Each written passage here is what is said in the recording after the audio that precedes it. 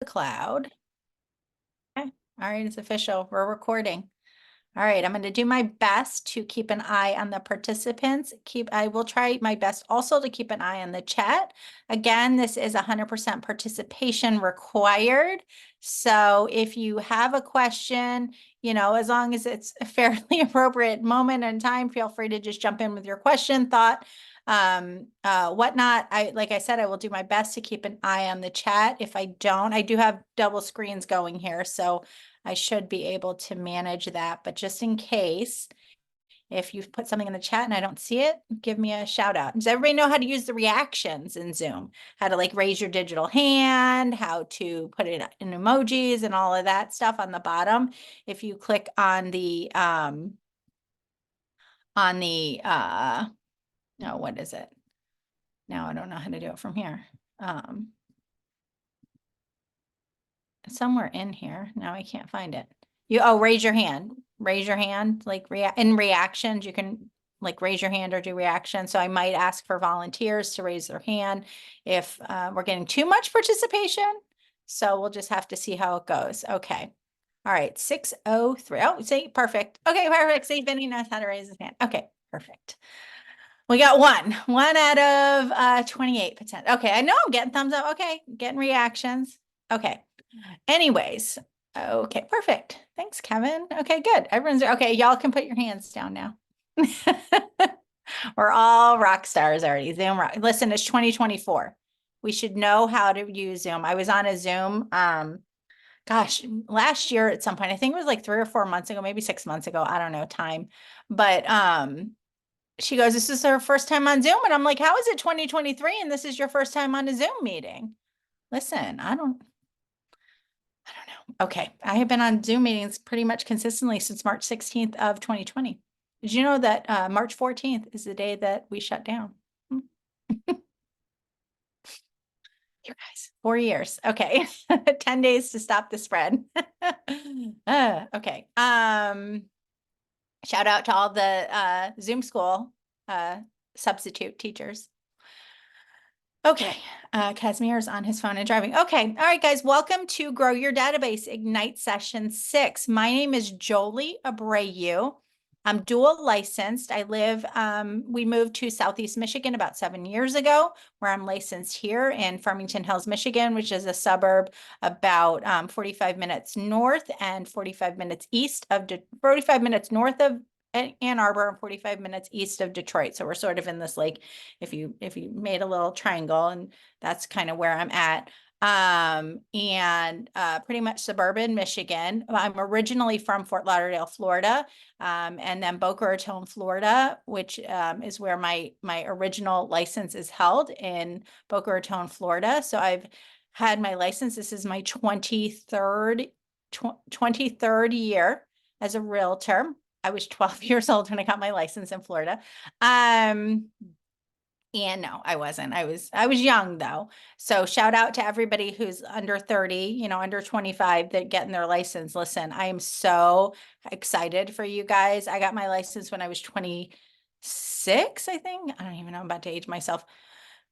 20, no, 25. I don't know, 20 something. I got 23 years ago. I'm 50, so that helped. But I got my license 23 years ago and haven't looked back since. And I wish I had gotten my license, when I was 18, when I was first eligible to get my license. It's been a great career. I love it. And I am, in addition to a realtor, dual license in 2 states, I am a productivity coach now for my office here in Michigan, a business development coach, productivity coach. A lot of you may have been invited by your PC in your office. So shout out to the PCs for inviting everybody to these Ignite sessions. Okay, David. Well, listen. Okay. I mean, lots of people get into real estate as a second career after they retire. My mother, however, has had her real estate license since the 70s. So I grew up in this industry. My dad worked as a home builder. So I basically grew up in the real estate industry. So my mother is, don't tell her I said this, but one of the old dogs. So she's had her license for like 45 years. So, or however long that's been, 50 years. I don't know. When was the 70s? Yeah, I'm 50. I was born in the 70s.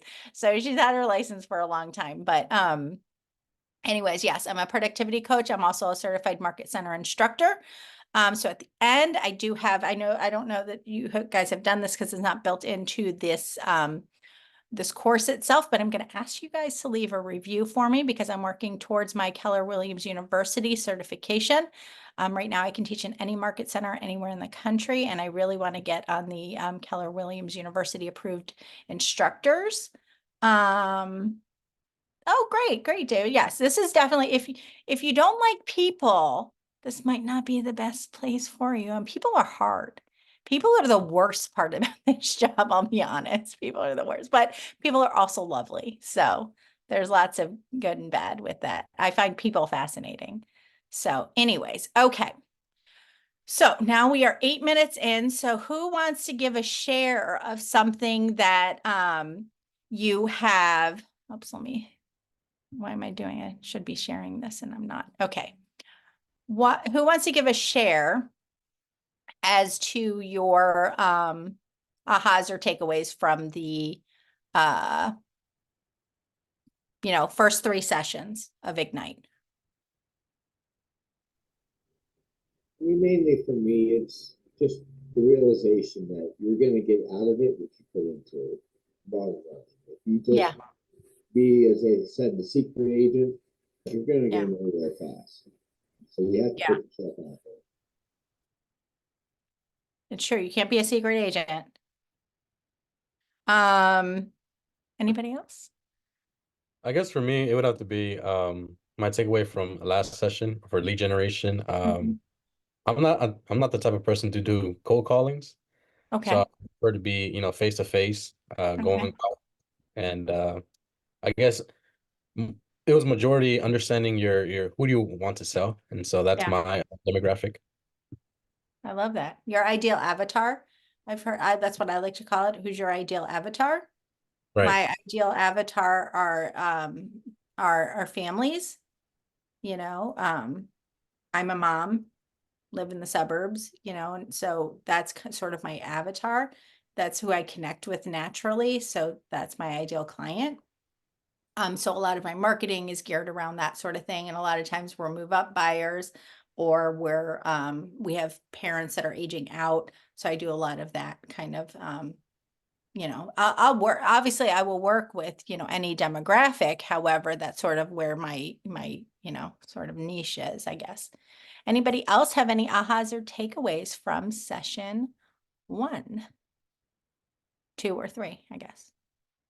Forgot where we were. Nope. Y'all. It really helped me focus on my whys. Yeah. Okay. Bring those out. I love that. I love that. Yeah. Yeah. Why did you get into real estate? I was kind of in a stump. COVID shut down one of my jobs and I needed another one, and I was always interested in it. And my youngest went to college. Yeah. So complete empty nester. I'm like, I got to do something. Like I had too much free time. I understand that. Listen, fun fact, COVID shut down my job for a hot minute too. In Michigan, we couldn't show a house for 3.5 months. So that was exciting. It was actually considered a misdemeanor if we traveled for the purpose of real estate sales. And my daughter moved. I don't know that anybody actually. My daughter moved from Ohio to Minneapolis during that time. And it was really rough because nobody could show anything. So it was hard finding a place. It was crazy. It was like downright crazy. Although they did a lot of home inspections. So we had home inspectors act as showing agents. Don't tell anybody. You'd pay them $50 and they'd open the door and let the people look at the house. And then if they didn't like it, they wouldn't inspect it. So anyway, so it was a side gig. Okay. So today, this will be really good for you, Kevin. Today, we are talking about database. So these are people that you already know, that know, like, and trust. We talk a lot about people who know, like, and trust you. Those are the core people that are going to want to work with you in real estate. And that's really what we're going to talk about. Database is a huge passion for mine. Chelsea knows I talk all the time about databases. If you, she's nodding. She's one of my agents and in my productivity coaching program right now. So I talk a lot about database, and the people that you already know, I promise they are going to be your best source of business. It is a little bit of a nurture situation where you do want to, nurture and grow the database that you have. And we're going to talk about some ways to do that, but hands down, they will be your best source of business. And everybody says to me, oh, the people that I know, they aren't going to make a move. Guess what? If I look at my last year and as a PC, more than 75% of our transactions from the agents in my program that are all newer agents, we're talking less than a couple of years or brand spanking new agents, a handful that have been around for a while, but for the most part, brand new agents. More than 75% of our closings last year were from their databases. So I'm just saying the numbers are what they are. Okay. So we're going to talk about database and how it affects your real estate business. You did learn about lead generation, but all the leads that you generate do have to go somewhere. And I said at the beginning that as you meet people, you're going to add them to your database, right? And so this becomes your database. Okay. So today we're going to identify the key information you will need for each contact in your database. And we're going to determine categories or segments or tags, we call them, in command for your database. We are going to talk about building your business by asking your sphere for your sphere. Do we all know what a sphere of influence is? Sometimes it's called SOI. Your sphere of influence is the people that know, like, and trust you. Basically, people in your phone, people that you connect with, people in, like, at work or organizations you belong to or activities you belong to, sports, anything like that. So we're gonna so does anybody have any questions about, like, what kind of about a database segment or something you'd like to know more about? Kevin, if I had to guess, probably in-person networking, because you said face-to-face, right? Yeah, that's right. Right, I so would, face-to-face? Uh-huh. that's right. I mean, my demographic would have to be, contractors because I'm an independent contractor, but I transitioned to being a real estate agent. So now I know specifically what demographic I want to target. That's great. That's really helpful to know right out the gate. And don't worry, if you're not all Kevin and you don't know, it's okay. And we'll figure that out, right? But knowing kind of that, and I know you guys talked about, like, your value proposition and what you bring to the table on Tuesday, I think you did value proposition. And that's really important also to know what you're bringing to the table. Even as a brand new agent, you have a value. You listen, you all passed that real estate course and took a state exam. That was not easy. Yes, Chelsea. Oh, I just wanted to kind of comment on what mine is. So my sphere of influence is really social media. It's super easy for me to sell anything on Facebook. I have a huge following, but I want to get into the door-to-door, like doing the door knocking and everything. So I can sell online. I just don't know how to sell houses online. So that's my hold up there. Okay, I love it. We'll talk about that. Well, there is a social media class, so definitely keep an eye out for that. I'm not really going to talk about that today. I don't know if you heard me on our team meeting, but next month on the 9th, I'm teaching social media in a different Ignite. So you're welcome to jump on that. So I'm not really going to talk, but we can talk offline about that. And anyways, but yeah, door knocking is a great way. Okay. Your database is your business. Building up the number of names in it and a relationship with those names in it is really at the very core of what building a real estate business is all about. That's from this book right here, Millionaire Real Estate Agent. I heard an interview with Gary Keller. There's a podcast now. They've done like 10 episodes or something. Oh, Chelsea, your hand's still up. They've done about 10 or so episodes now. And Gary was actually the second interview. Phil M. Jones, who, if y'all will hear about him at some point in your Keller Williams journey, but he and I are now BFFs. So I'm just going to say that. But listen, I have pictures with him. She reshared my Instagram posts, like, we're best friends, but he's an author as well. But he was the first interview. Gary Keller was the second interview. And Gary said that everyone gets a little caught up in this word millionaire real estate agent. Listen, I'm not looking to make I'd like to make $1 million, but I'm not thinking I'm going to make $1 million this year.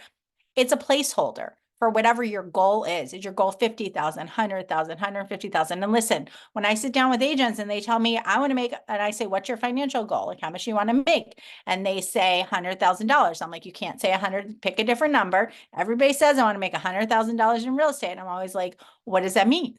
Like, what does $100,000 mean? So you got to come up with a goal that means something to you, because if the goal doesn't mean anything to you, it's just a thing. It's just a placeholder. So don't make your goal relevant. Okay. Okay. So in lead generation, you got a taste of what a database is, right? And you talked about different ways of adding people to your database. You know, everybody wants to come in late. The room thing of the participants is like blowing up with the backup. But we know how to lead generate to add people to our database, but we're also going to talk about the people that you already know, right? Like what a database means. So we're going to talk kind of about the big picture. So a database is kind of the container, right? It's the container. It's the place that holds all of your contacts and your leads and all those things. When I first got my real estate license, before the internet existed, y'all, we had what was called a file card box. You know, little flashcards, little index card box. That's where a lot of people kept their database, was an index card box in alphabetical order with little tabs that said the different alphabet letters. We also had these giant folders with our transactions in them, but that was still a database, right? That was where our people lived.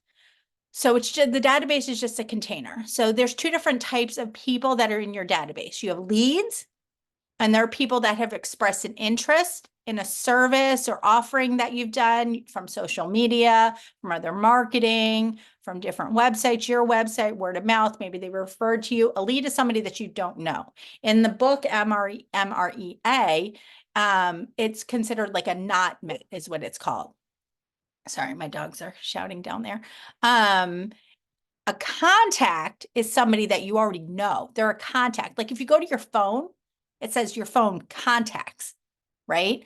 Because it's people that you already know. They're already in your phone. They're already in your sphere.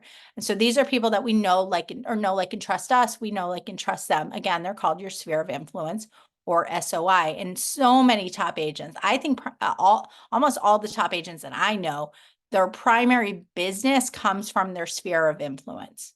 And let me just back up and say, y'all are going to say, I don't know anybody. I don't know anybody. Okay. We moved from South Florida to Michigan. Don't even ask. It was my husband's job. It's fine. Whatever. We're here now. Everybody always says, why would you go backwards? But because they're like, it should be the other way. But we moved here. I knew exactly 0 people. Within 2 years, 95% of my business was repeat and referral clients based off of my sphere of influence. I built a sphere of influence in 2 years, knowing exactly 0 people. I promise you know at least more than 0 people probably where you live. So it's definitely possible. Okay. Do y'all have the manual? The book? So this is on page 5.5 of the manual. Okay. Let me see. I will put it in the chat, the manual. Oops, where'd it go? I lost it. No, what I just did. Here's my mouse. Okay. I lost the manual. Okay. Well, let me do this. Let me see if I can't find the manual. Okay. Y'all are making me work for this a little bit. Is it see instructor? Oh no. Okay, here. Okay. Let me put this in the chat. Okay. Oops. Okay. There is to the manual. Okay.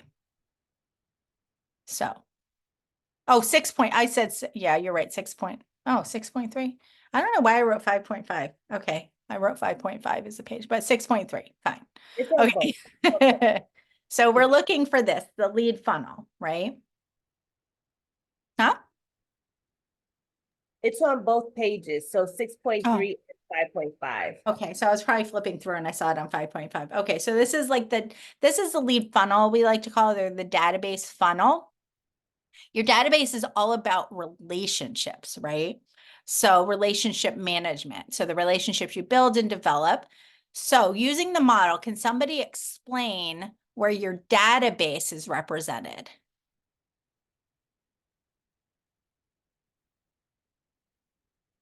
Like which part of this thing is your database? Which part of this picture is your database? Oops, I didn't mean to go. Oh, going too far. Which part of this is your database? I would assume relationship management. Yeah, the middle part. Oops. Yeah, this whole middle part, relationship management. That's your database, right? So you have your lead generation, which is at the top. The lead generation is number one. That's what's going to funnel leads. If you're not working the people, you have leads and contacts, right? Lead generation is going to plop them in the leads portion. Contacts are people that you already know in your sphere, and they're going to put them in your contact section. A database just basically is a place to keep it organized so you can run your business more effectively and efficiently.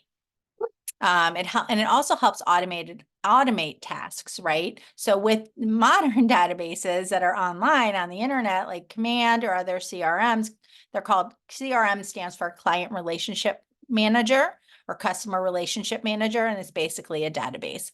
But you can do automated things like in Command, if you've poked around or been in any of your tech training with Command,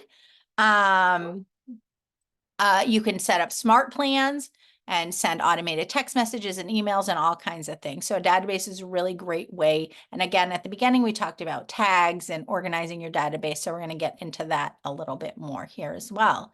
So like I said, Command is a great place that Keller Williams has offered you to help keep you organized and keep in touch with your database really in a very easy way with smart plans, text messages, and all the other things that emails and all the other things that Command can do. It's such an easy way to stay in touch of your database and stay connected with your database or reconnect with leads and nurture leads in a more of an automated way. So I highly recommend diving into Command if you have the opportunity. And if you have a tech trainer in your office or any sort of the Command training on KW Connect is great.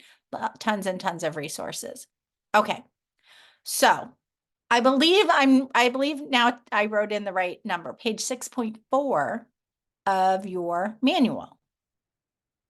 The 4 laws of a database. You see that?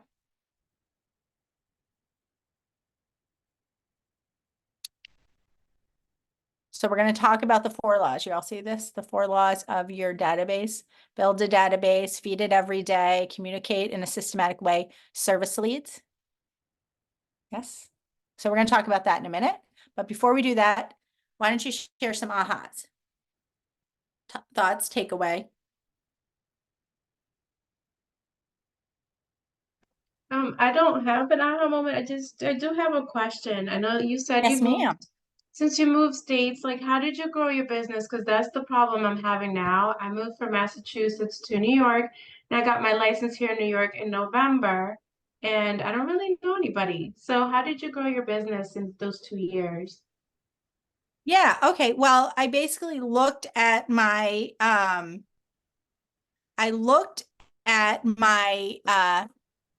my lifestyle, right? So we moved here, we had a 2.5-year-old.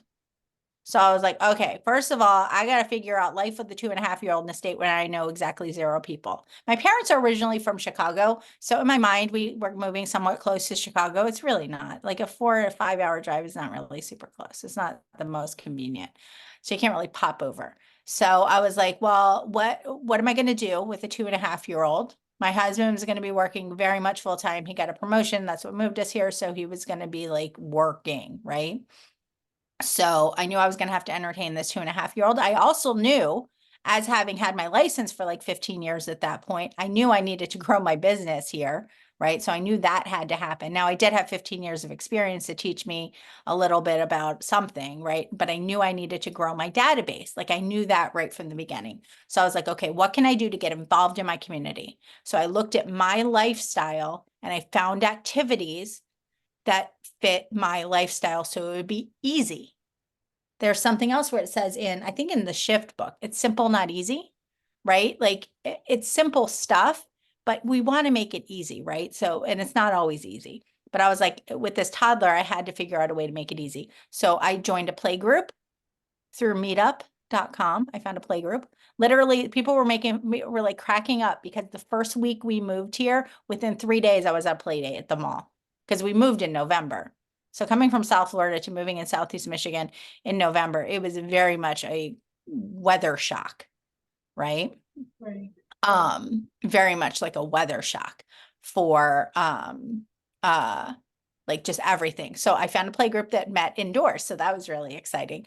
So anyways, I met this play group and they became my core advocates. To this day, I'm still very good friends, very, very close friends with the majority of the people in that play group. Then as my daughter, we found a preschool for her. She had been in preschool in Florida and we found a preschool. Then I became friends with those parents at the preschool. Then I joined the Chamber of Commerce almost instantly. I'm a really big advocate for the Chamber of Commerce and networking business to business. I am in a Chamber of Commerce in Florida as well. And I joined the Chamber of Commerce and I attended as many meetings as I possibly could. As soon as we got my daughter into preschool, I was there. She was in 3 days a week and I was at every chamber event I could attend, and just added everybody to my database. Then I connected with everybody. There's something, especially with the chamber, there's the idea of having a one-on-one where you meet for coffee and just learn more about their business. And again, I said at the beginning, I find people fascinating, just asked a lot of questions and found out more about their business. And then as I did, then I added them, I added notes in my database. We're going to talk about that. We didn't have Command back then. We used Market Leader. But anyways, I added people. I actually used a different CRM altogether. I used Follow Up Boss, but that's a whole nother story. But I made notes about them. I knew different things about them and about their business, and I connected with them. And so that's really what started my database journey. Does that answer your question with like a Yes, long it answer? did. Thank you so much. Thank You're you. welcome. Okay. The 4 laws of a database. So, on the build your database section, and I didn't put the page of this, so it must be like 6.7 or something like that, 6.7 or 6.8. The first law is to build your database. So you've already started doing this through Ignite, through phone calls you have been making, right? Have we been making our phone calls? Have y'all been talking to humans? Chelsea knows I end every single class, every single, 6.5, thanks Marla. Every single training and class and everything that I do, I end it, talk to humans. See, she's saying it. Go talk to humans. You have to communicate with other humans in order to sell a house. I hate to say again, if you don't like people, this might not be the best. I mean, you have to tolerate people, I guess is what I would say. You have to be able to tolerate people and carry on a conversation. Otherwise, this might not be the best job for you. So good luck. But anyways, it's just all about that, right? Okay, so the first step in building a database, or the first law of your database, is build a database. So at the minimum, we have to have a name, phone number, email address, right? Something about them. Physical address is great to have. What else might be good to have? I think you guys. I would say address, their neighborhood. Address, neighborhood. What else? I would say birthdays, if you can get a wedding anniversary, any kind of information like that. Yeah. Birthday, anniversaries. Chelsea knows her command. Milestones. Yep, milestones. Other family members' names, kids' birthdays. Have you all heard of the Ford conversation, the Ford script? FORD, family, occupation, recreation, dreams. So it's sort of like whenever somebody comes to me and they're like, oh my God, well, I'm calling my database. What do I say? Well, you pretty much say, hi, how's it going? Right. And if you don't know what to ask them about, kind of think about the Ford script, but anything like that, like family, situation, occupation, recreation, dreams. add that into your database, put the notes in there. Command actually makes it easy with birthdays and anniversaries and all of that. You can add that in. You can make individual contact cards if you want for the obviously different contact cards for spouse, some people go as far as making individual contact cards for the kids. So they have their birthdays and stuff on some sort of automated situation. So, lots of opportunities, but I mean, there's so many things, and you can make, there's a note section in your participant guide or wherever, if you're doing a notebook or stuff, you could like brainstorm and think about different things you can add. Okay, command's going to make it really, really, really easy. And have we all done basic command training yet? Is anybody so new that they haven't sat down with their tech trainer or added their contacts to their database in some way, shape, or form? Have we all added at least one? You know what? A little hack, add yourself as a test contact. I recommend everybody adding themselves. That way, if you want to know how a smart plan works, add yourself to the smart plan. And make sure your contact card is full if you're going to add yourself to smart plans. Make sure you put your birthday in there, you do all the things, and then put an address, all that stuff. Because if you put yourself on a neighborhood nurture, but you didn't put an address in, you're not going to get an email. I know this. Huh? Sorry for. I know this Yeah, class go. is building your database, but is there any way to erase your entire database? Yep, sure can. Okay. It's called database wipe. Okay. Yeah, you go to settings, contacts, database, and then database wipe. Maybe archive, somewhere in there. Get with your tech trainer, but 100% you can wipe your whole database and start from scratch. Why do you want to do that? Oh no, it's just so I uploaded all my, contacts from my previous work email. But it is close to almost like 700, but Okay. Why do you not want them? it's mostly years of, previous work, and majority of the people don't really know me anymore. I guess I haven't reached out to them in a while, so Okay, I just want I'm gonna challenge you to leave them in there. We'll talk about some strategies on what to do, but yeah, I'm gonna challenge you Okay. to leave them in there, because tell you what, if you're out there networking to meet people to add them to your database, do you know them? Yeah, I had them now, but Well, no. I If you're guess so. out at like a networking event, do they know you? If you walk into a room of strangers, let me be more specific, and you start meeting people at some sort of networking event, do they know you? No. Right. Same. So, I mean, if you want to start from scratch, 100% do it. Listen, it's your business, it's your database.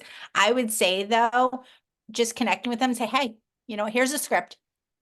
You know what? I had you on my phone from years ago. I used to work in this industry and I just don't remember how we connected.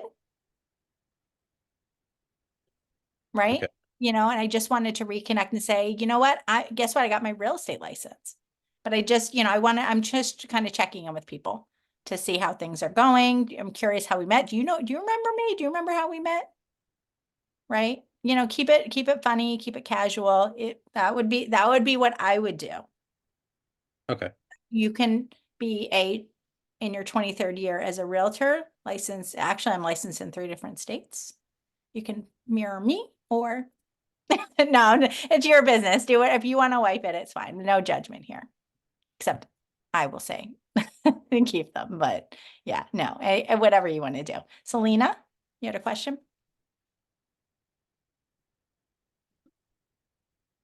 Hello. Yes. Hi. Hi. Okay, I have a question. Yeah. I'm starting to plan out door knocking, and I wanted to create a flyer. And my question is, I know that, there were rules on our business cards and whatnot about, how big the agency had to be in comparison to my contacts. And so I don't know if you could go over what exactly we could put on a flyer if we are door knocking. Does that make any sense? I Yes, also 100%. And and no, I won't, but you can ask me when you want, like I can check with you. Selena is also in my office and one of my coaching clients. However, this is very much state specific. Oh, okay. Okay. So yeah, I mean, for the most part, But really, some states are real loosey-goosey on what they require. But I know like in Michigan and Florida and Georgia and most states require that the logo be at least the same size as if you have a logo on there. So the real estate company logo needs to be on there or the same size, or the branding needs to be like, you can't say Selena Wortham and then Keller Williams Home Realty super tiny, Right, right. right? You know, there has to be that. And in Michigan specifically, you have to either have the phone number or the address of the office. I always put the address, fun tip there, pro tip, because I don't need them calling the office. They're not going to go to my office. So I put the address, right? So, but I have my phone number on there, my email and all of that. So I do the minimum required amount. So check with your market center, check with your MCA sometimes is a good resource for that. Like in our office, Selena, Adrian is our compliance queen. I always run anything. If I'm unsure, I run it past Adrian. Okay, perfect. I kind of wanted to do something because even though I live like way out Mhm. in these my suburbs now, I'm from Hazel Park, Detroit, Warren area. And so I really wanted to make that my, at least in the beginning, Perfect. more of my demographic of where I'm from and kind of like that first home type thing. And, you know, FHA, which I think is, you know, more along those lines. So I wanted to put on the flyer steps for home ownership and, you know, just being able to connect with the area in which I'm more comfortable with. And I am comfortable talking, you know, door knocking in that aspect. But I just wanted, I'll definitely get with her because I don't want to break Yeah, any. get with Adrian for that. I would also get with our in-house lender if y'all have an in-house lender. So I would get with Rami probably, Okay. Selena, and connect with him about different programs that he has for FHA, and potentially co-brand, and he might even pay for printing or something, you know. Okay. So, you know, Awesome. that could be really helpful if you're attending our field trip on Saturday for the open house. I'm not gonna, I don't have any time, unfortunately, to door knock.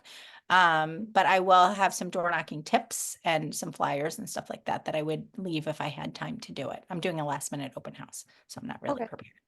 But anyway, so yeah, Perfect. but yeah. Thank you so much. Everybody connect with your office. Your office is like a wealth. Oh, look, get help. Look at the next screen. Get help. So there's Command Your Database on KW Connect, tons of instructions. Connect with your market center tech trainer if you have one, your productivity coach. Oh, okay. Well, no, you're waiting for a marketing plan I have. Okay, well, that sounds interesting. If it's a whole plan, then yeah, probably wait for approval on that. But if it's just like a flyer, just like ask ask other agents in your office. But again, get full compliance approval for like anything, you know, really. But if you're just doing a flyer with us, for the most part, if you're doing a flyer through Command Designs, most of those should be pretty much in compliance with most offices in most states. Yeah, but there's lots of places to go for help. You can probably even Google your state and real estate marketing guidelines, you know, and see what the internet says. You know, your state licensing bureau might have that, should have that information on their website. You may have learned about it in real estate school. I feel like that was a thing. It was a thing. It's just. Okay, but you know, you got a lot of information. Do we all know how many square feet are in an acre? 43760. That's the only thing I know from real estate school. So whatever. Okay. I've never had to use it once. Okay. Ahas from this part.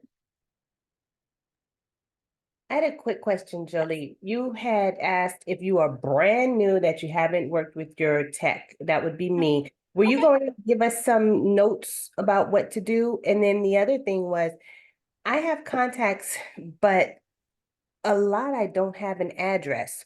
So if I don't have that address, are they not great contacts, or how should I go about doing that without having to call So the key word in contact is contact. Can you make contact with the people? Okay. Then you have enough information. Now, a Okay. full contact card is going to have name, phone, email, work information, birthday, anniversary, home address, investment property, business, you know what I mean? Like there's all kinds of things you can add. But really, and I say this all the time to agents that are like, oh my God, I don't know. All you need for a lead is a piece of paper with a name and a phone number, or a name and an email, a way to contact them. That's it. Okay, great. Right. So in command, and again, I mean, oops, let's admit this person. So I did this because I didn't know. So I had, listen, I'm prepared, y'all. I'm prepared. Okay. So you go to your contacts in command, the little left. If you click on the red thing on a computer, it'll open up and give you the words, or if you put your mouse, but again, the icons pretty much make sense. So that's a little person, and you go to add contact, and then you just start typing. You can also, if you have the command app, you can do what Kevin did, and he's not happy about, and upload all your phone contacts. But you can do that too. I like doing that too. You can also go to answers.kw.com, and you can search in answers.kw.com Ignite reference guide, and it's going to give you a lot of tips and tricks that you're going to learn through the Ignite series. So I recommend going there. So anyways. And then that last aha, you talked about the feet in the acre, because I just graduated from the school and took the test. One of the things that they taught us about the feet to remember, and I remembered this from the test when it came up, 4 women age 37 going 60 miles per hour. So that's how I remembered that 437 60. So if anybody wants to know. Yeah. I love that. I love it because that was on your state exam, right? Yes, it was. Yes, it was. Yeah. It's one of the questions on state exam. I don't know about y'all, but I have had my state exam in Florida. I'm also licensed in Georgia, but that's reciprocal, so I didn't have to take an exam. And then Michigan. And when they literally, even in 2015 or whatever, I got my Michigan license, and they put you in a room with a piece of paper and a calculator. And I'm like, ooh. It is daunting. And even though I had been licensed for 15 years at that point, it was still very daunting. I don't know where I'm at now. Uh-oh. Oh, here. Okay. I lost my place. Okay. Okay. So database page 6, or your guide book, page 6.6. Now I don't know if I'm right on these numbers, y'all. Okay, page 6.6. We're going to talk about the second law, which is feed your database. So we talked about what a database is. Now we're going to talk about feeding your database, right? So do you remember like the 2 pathways? You remember that funnel thing? And there were 2 pathways where you put somebody in your database. So the one on the left was what? And the one on the right was what? Who remembers that little jar?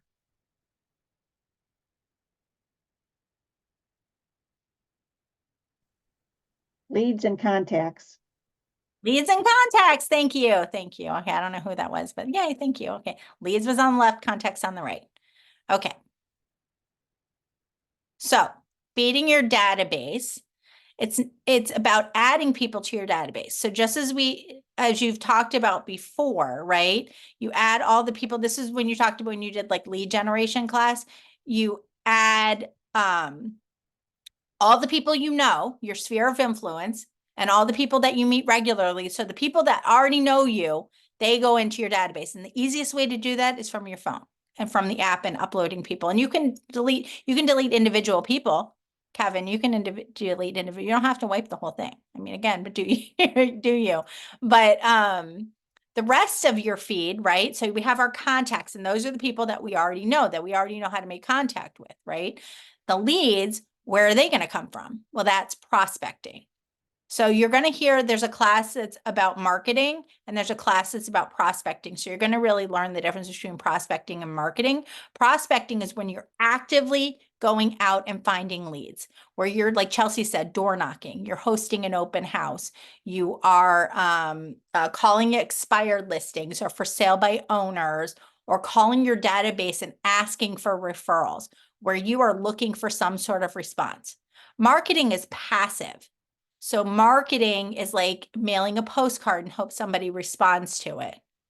Putting a letter in the mail and hope somebody responds to it. Putting a post on social media. Y'all, posting on social media, for the most part, is marketing and not prospecting. Sending a direct message to somebody that you know, that you're friends with on social media, and starting a real estate-based conversation, That's prospecting. But putting a post on, y'all, how many people I said, and so, sorry if this is one of my agents that's in the room that did this, but somebody said I posted on Facebook, but I didn't get any responses. Okay, well, that's marketing, and that's time on task over time. So it takes a little bit of time to build up that, like Chelsea, with your other business, how long did it take you to build up your reputation to where people then saw you as Marketing on Facebook, it took like about a year, 6 months to a year. okay. Okay, so it's gonna be the same for real estate, right? Now you already have that for you already have that recognition. So I think it will probably be a little shorter because you already have kind of that in your wheelhouse. But for somebody that's new to it, new to social media marketing, it 6 months to a year. And I think that's spot on. Pretty much everything, 6 months to a year. Unless you're now prospecting, that can be shorter. For sale by owners, expires, and open houses, that's your fastest way to now business, by the way. There's a little side tip. Working your database, 100% do it, 100%, 150% do it. Though you may get now business, but you know, it might take a little bit of time of nurturing them. We're going to talk about some different ways. But if you want now business, open houses, great way to meet buyers and sellers. Depending on the price point, you could meet sellers that need to sell a house to buy the house you're sitting in the open. For sale by owners, guess what? Those people have already raised their hand and said, I want to sell my house, and expired listings. Not only did they raise their hand and say, I want to sell my house, they also saw value in a realtor at one point to hire that realtor to help them sell the house. So those are your three sources, best sources for now business. Also, don't forget about your database. Okay. So building your database can be, it doesn't have to cost money. You don't have to spend money to build your database, right? So you can ask everyone you know. Let everybody know that you are in real estate. And again, what's the script? You're talking to people in your database. Hey, hi, how's it going? What's new with you? I would say probably 99% of the time, they're going to tell you what's new with them. And they're going to say, what's new with you? And what's new with you? Guess what? I just got my real estate license. I'm so excited. I'm so excited. I'm with Keller Williams. I'm getting a ton of training. I'm in this class. We're doing a contest right now. Listen, fake it till you make it. We're doing a contest right now. I got to add 50 people to my database in the next week. Who do you know that might be thinking about moving in 2024? Or investing, downsizing? Who do you know that might be thinking about moving in 2025? I still plan on having my real estate license in 2025. Who do you know? Can you help? Oh my God. If you know somebody, they want to help you. I promise. If they don't want to help you, maybe archive those people. Kevin. Wipe those people. If they don't want to help you, wipe them from your database. But everybody else, listen, people want to help. People are helpful. You know? So, okay. So there's your little script. Okay. So like I said at the beginning, a lot of top agents run their business solely on their sphere or primarily from their sphere of influence, right? It's a great source for new, repeat, and referral business. I have now lived here for 7 years. I have had one family through the course of the family conduct 7 separate transactions with me in 7 years. 6 years, 7 years, whatever it's been. That's amazing. That's not with one person that I met through my sphere of influence. My husband referred me to the original buyer. Now I've done 7 transactions. I have another one I've done 4 transactions with. They came from my Facebook group. I'll talk about that later. Vinny. Yeah, I just wanted to say, Thursday, I'm going to be showing 2 homes to a family. It's actually a friend of mine's parents. She's a retired teacher. He's retired military. They know tons of agents. And they are giving me the opportunity to sell their home and find their forever home, their one level living in their retirement. because I am a new agent and they know other agents have been successful and they want to help me get my foot in the door. So even though somebody in your sphere of influence might know other agents, they will be willing to help you. And they might not like all those other agents. When I first got my license, when I was 12 years old, and I had a mentor, very similar to the productivity coaching program. I had a mentor, and John Collins. Oops, people are still coming in here. Y'all are late. Okay. Again, beyond time, people, not realtor time. But I asked him, I was like, oh my God, we had bought our first house. I got my license in Orlando, by the way. I went to UCF and I lived there for 13 years. Go Knights. This is before they were like a big football team. We had a teeny tiny little football team. But I said to John, I was like, well, I really want to farm my neighborhood. I heard about farming my subdivision, a great subdivision. Loved a lot of my neighbors. And I was like, but there was this agent. She owned that neighborhood, and owning that neighborhood meant that she sold a lot of houses in there. And we got her postcards every month. And it was a whole thing. And she had a billboard up there. She used to live in that neighborhood. But then she became a big fancy realtor and she upsized her house from her starter home because we were in a starter home neighborhood in Southwest Orlando. And she got a bigger house. So she moved out, but she still marketed the heck out of our subdivision. And I was like, well, what do I do? And I still remember her tagline was, there's no place like home. And she had the little ruby red slippers and she would tap her, it was stupid, whatever. But like, I still remember it to this day because it was really effective marketing. But I said to John, I was like, what do I do? And he goes, guess what? Not everybody likes her. I was like, oh my God, not everybody likes her. So there might be an opportunity. He's like, and she doesn't live there anymore. It's not like she's there every day. You're there every day. Walk your dog, meet the people. I joined the HOA board, which I do not recommend. Never again. I mean, if that's you and you love your HOA board, do it, but that's just terrible. Join the PTA is way less drama. It's dramatic, but way less drama than an HOA board. But anyways, not everybody likes every other agent that they worked with.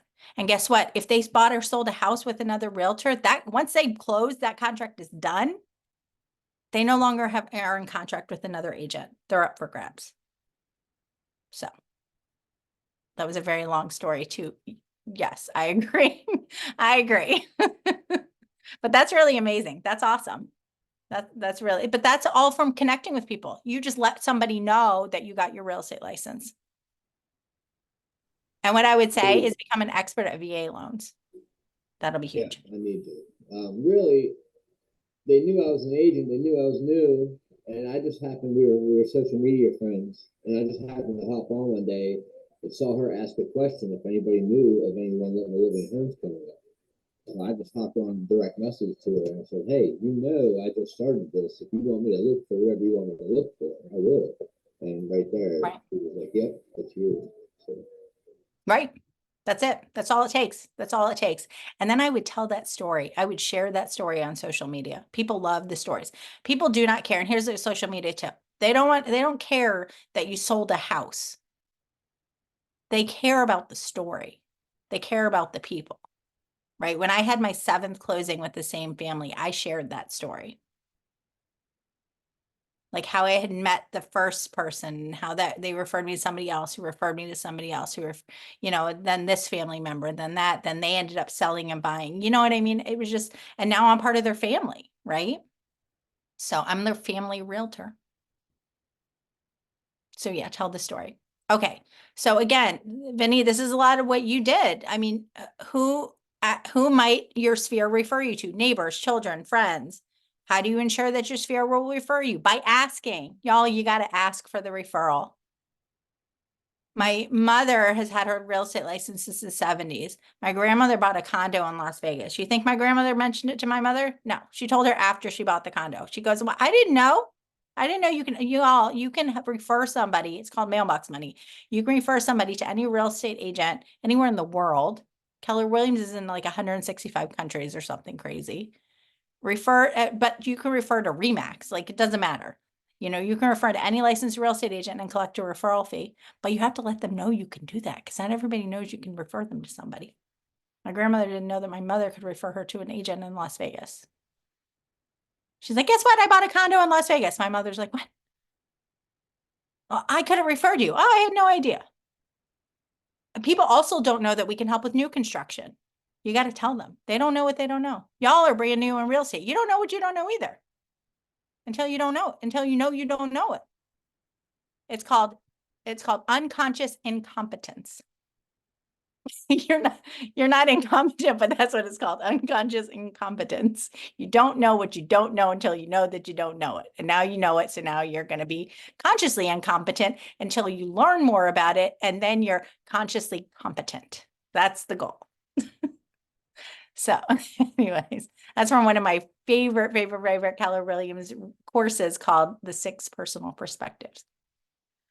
So you just got an advanced course. Okay. Okay, so page 6.8 in your student manual, I hope. There's other ways you can feed your database, right? So you can encourage the people that you know to write a testimonial. You don't have to have sold a house to get a testimonial or review. You may have worked with somebody else in the past in another capacity. Kevin? Where is he? He's off camera now, and I keep picking on him. I don't even know if he's there anymore. He might have left the room when I told him not to archive his database or wipe his database. You could have worked with somebody in any sort of capacity, and they can write a testimonial about how amazing you were to work with anywhere, or what an amazing human you are. Or, oh my God, I just heard that Chelsea was telling me she got her real estate license, and I have to tell y'all, she is a stand-up human. And if you want to get impeccable service, you have to call Chelsea. I know no matter what it is, she's going to give you impeccable service. Could I add to that? Yeah. Yesterday I was working with a title rep, and she was improving my Google review page. Mhm. And she was saying that as well, what you're saying. And she said, it doesn't have to be somebody you sold a house to for them to write a review on your Google review. So, she took me through like almost a 2-hour deal where she helped me improve my Google review page. So to have character people on your Google review page helps as well. I love that. And they're part of your what's it called? Like the business to business context. Oh my God, there's a word for it. Not advocates. Anyways, people like don't sleep on your title reps, your lenders, your insurance agents. If you get referrals from other agents in your office. Oh, this is a great item of value. Okay. So in addition to getting testimonials and review, offer an item of value. That's what it says on my little notes. Offer an item of value related to real estate on social media, and people opt in to receive it from you. Guess what? A great item. And I do this once a year. I update my 5-star vendor list. I call it my 5-star vendor list. Anybody that would be anything related to their home. So not just a lender, title, insurance, handyman, painter, flooring installer, basement finisher, because I live in Michigan now, roofer, landscaper, financial planner. I don't know. There's a whole list. If you all ever take the class Bold or the course Bold, which is really intense lead gen course, but I highly recommend it. There's something called the Bold Memory Jogger. And if you go to KW Connect, you can search for it and it'll pop it up. It's like 4 pages of different industries of people that you might know. And it's a great way to add people to your database. You're like, for the people that say, I don't know anybody, do the Bold Memory Jogger, and you'll probably figure out you know way more people than you thought. But some of those people are really great to add to your preferred vendor list. Call it whatever you want, preferred vendor list. I call mine the 5-star vendor list. But put it out there, and I say once a year, hey, I'm updating my vendor list. Who do you know that you've had 5-star service with that I should add?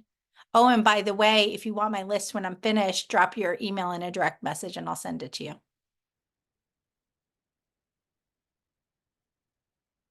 Now, the key to that is putting together the vendor list and then sending it to them.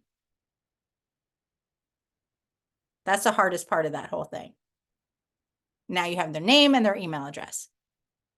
Thank you so much. Oh, and by the way, just so I, make sure I have all the information, I don't know if I have your cell phone number. Oh, thanks so much for that.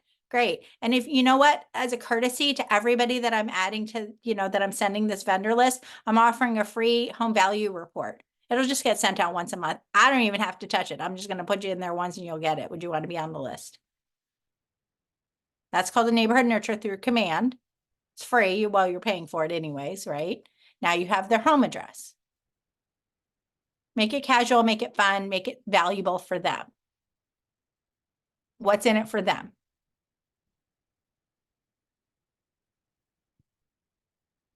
Okay. Page 6.8 of your participant guide. So, what are other areas of business or customer service? Okay, so this is kind of what I was just talking about, that you could ask somebody to provide a review or testimonial from. You guys did the value proposition thing, right? Where you did your value proposition? Was that day 2? Different things like that you bring a value to your customers. So maybe like responsiveness, attention to detail, professionalism, empathy, communication skills. So what are different business or customer service areas? Not the people that you're contacting, but what are different things that somebody could leave a review about you? Like what's a topic that somebody might leave a review or testimonial for you about? For myself, I'm hoping I get reviews of my willingness to answer or assist in any way I can within my expertise. Yeah. I never want a client to feel like if I'm not being financially compensated, I don't have time to talk to you. I'll talk to you. Yeah. Yeah, I love that.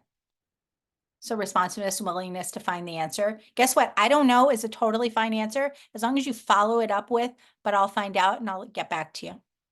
I won a listing over a pretty big team here in Michigan because I didn't know the answer, but I got back to them faster than the other agent. And the other agent had a very, quote, fancy marketing presentation. I got the listing because I got the answer. That was as simple as she was prepared. She was 100% signing with the other team. Yeah, I have an amazing review from her, by the way. She talks about the fact that she was going to sign with the other team, but it was my communication skills. That could have been any industry. So, yeah, anybody else have any like ideas of a topic somebody could leave a review for you?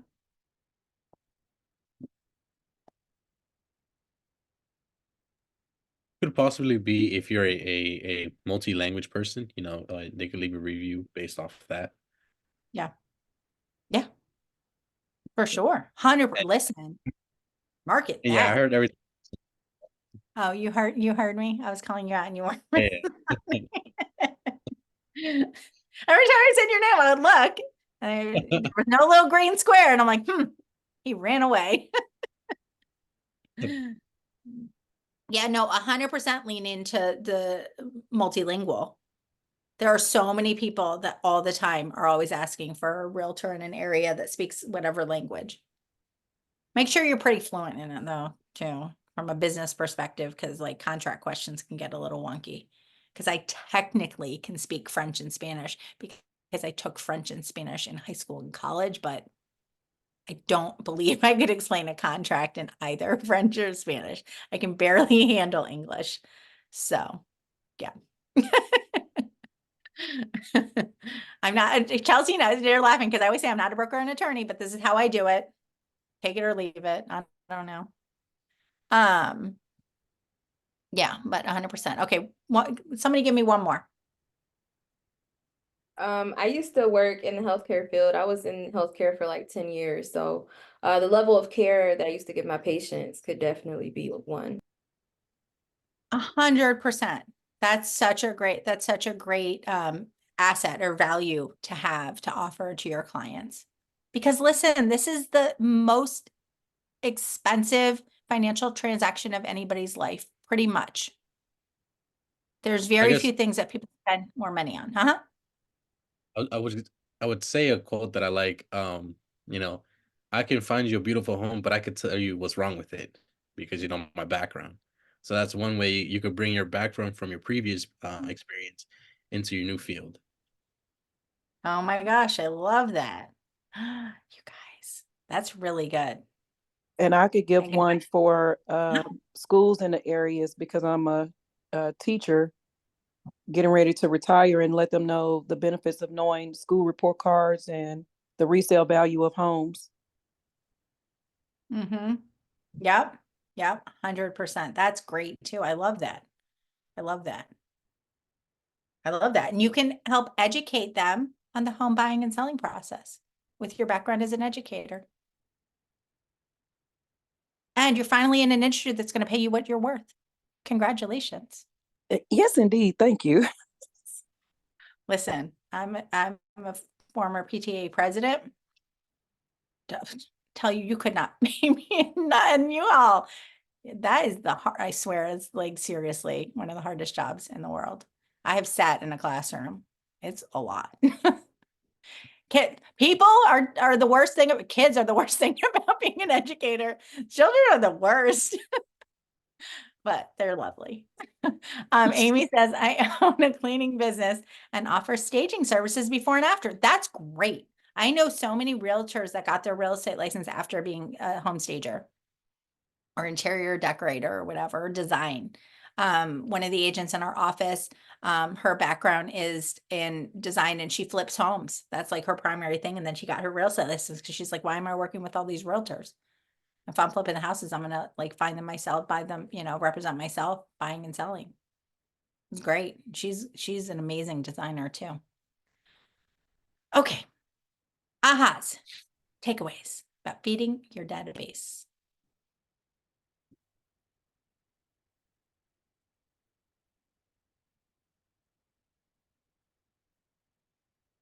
I like using the vendor list and then plugging them in with something of value for them. So giving them the free value home report. I like that a lot because that plugs them back into your database as well. Mm-hmm. Mm-hmm. Yeah, for sure. Anybody else? Any way you can re-engage.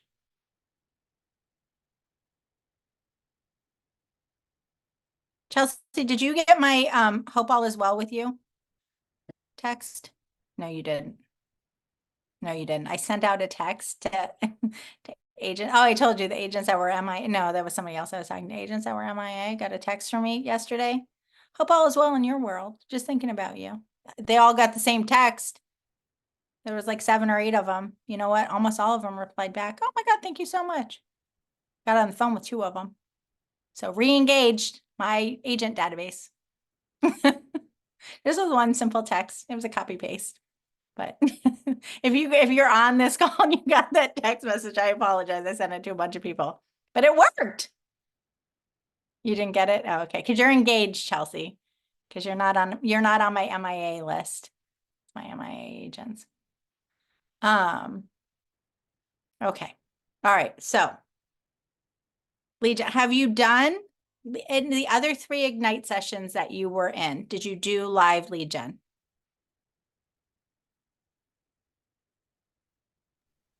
Yeah, we spent 5 minutes on the one class, reaching out to 10 5 different minutes? people. Okay. Did anybody actually do it? Because it's really hard because it was sending text messages or direct messages. Did anybody get any responses from sending text messages for 5 minutes? I did it and I got 5 responses back. What'd you send? Just kind of checking in. Hi, how's it going? Style Yep. message? Yeah, it worked. Okay. See? I promise I am not, Chelsea got 8. Oh, that's right. You said that you got 8 responses. Yeah. Yeah. Y'all, it works. Okay. I'm going to give you 4 minutes on what? It was more effective when I did video text Okay. message. I love video text messages. I send video texts all the time. Yeah, it's just something more personal, if that Yeah, makes I sense. love it. And they see your face. All right, y'all. You What? know what? I thought about the video texting, and I'm thinking, if you could video text me, why don't you just call me? Okay, What's- personal preference. Oh, okay, so either one, you don't get that kind of response back, like, oh. Eh. I thought it was cute, and I'm gonna try it, but I just also thought that somebody might say, well, why you just didn't call me? I would say don't overthink it. Okay, It's the same thing. I had a conversation with an agent yesterday. Yeah, yesterday, Monday. She was like, well, I don't want to call people, like call on the phone, because she goes, well, what if it's a bad time? Y'all, it's 2024. Most people are you're calling them on their cell phone. Guess what happens when somebody calls me on my cell phone? It says their name. Sometimes you don't answer. It says their name, and I get to make a decision. Do I have time to talk to this person? If I don't answer the phone, it's not a good time. If I answer the phone, it's probably an okay time. Even if I say, hey, oh my God, I haven't talked to you in forever, but let me call you back because I'm busy, but I wanted to acknowledge that you called me. Right? So don't overthink it. Or just doing video text messaging, because it's, it's more so the time that you send it. Mhm. It's just something it's faster. It's a faster response. Yeah, it's a quick way to get a message out to a bunch of people. Oh my God, I don't want to call people because I don't want to call people because I'm going to be on the phone forever and it's going to take me so long to call the people. I heard that one the other day too. Guess what? You know what? It's been so great talking to you, but I have to run to an appointment. Can I call you back? My mother has had her real estate license since the 70s. We were watching Downton Abbey. This like dates the time, whatever it was, however many years ago. We're sitting there watching Downton Abbey on a Saturday. She answered her phone. She goes, oh, hey, blah, blah, blah, blah. Had like a 2-minute conversation. She goes, anyways, I'm on an appointment. Can I call you back? Oh, yeah, sure. Like the other person was like, sure, sure. And she hung up. And I was like, you're not on an appointment. You're sitting here with me. She goes, this is an appointment to me. So I was like, right? So don't overthink it. And people are totally fine if you get off the phone. So, all right. Well, we just ate up our lead gen time. You're welcome. Thanks, everybody. We got to keep moving forward. Y'all, do it though. Do it. We're not doing our lead gen live, but you got in this business to sell a house. That means you need to talk to humans some way, shape, or form. You got to have a two-way conversation. Two-way conversation also can be over text or direct message, face-to-face, right? So all these things are two-way conversations. Okay. Third law. I didn't put the page, so it's 6 point something, whatever, 6.9 or 10 at this point. The third law is to communicate with your database. So we talked about relationships and the different ways you can communicate, right? Those are like called touches. If you read the MREA or any of the Keller Williams books or trainings, they'll call it touches. Communicating with your database can be done through these touches, right? But you want it to be relevant, meaningful, and timely information. So we're going to talk a little bit about what that means. Okay, to succeed at a high level in real estate sales, you must commit to frequent contact with the database with the intent of building close relationships. So you must commit to frequent contact with a database with the intent of building close relationships. What does that mean? Even after a closing with a potential client, obviously continue to reach out, continue to be in their lives, and that's how you build a closer relationship with them. Right. But say you haven't had a closing. You must commit to frequent contact with the database with the intent of building a close relationship mean? Touching the database every single day. Yeah, touching your database every single day, or the contact at least. And here's I'm gonna like Easter egg it. We're gonna talk about this in a minute, but quarterly call plan. Talk to people, have a two-way conversation on the phone, ideally, once a quarter, or at least attempt once a quarter. I promise, even if they don't answer and you don't have that two-way conversation, if you're attempting to connect with people over the course of a year, they hear you, they see it. I've had leads that are 3 years old that they didn't respond to one thing. All of a sudden, they were ready to make a move and they're like, hey, I got a call from somebody. She had been getting my marketing stuff for like over a year. And she was an old lead. I had talked to her one time and she wasn't ready. Maybe it was 2 years. I don't know. It was a long time. And she never responded to anything except for the first time I talked to her. But she had been getting my marketing stuff for all that time. When it was time for her to sell, she called me, scheduled an appointment. It was amazing. So. Oh, this is a slide. I put in the slide. This is my slide. This is not part of your materials. You won't find this anywhere. I made this one in Canva. I didn't do it in Command. I made it in Canva. But the value of your data bank. Who's heard it called a data bank before rather than a database? If we've heard any of Jason Abrams' videos, he always calls it a data bank. And why do we call it a data bank? Because that's the leads go in, the contacts go in, and the money comes out. That is your data bank. And if you work it, you will have long-lasting income from your data bank. Okay, everybody take out your phones. This is a little activity. We're going to take out our phones. You're not going to have to talk to humans, so don't stress out. Take out your phones. Go to what tab in your phone do you think I'm going to tell you to go to?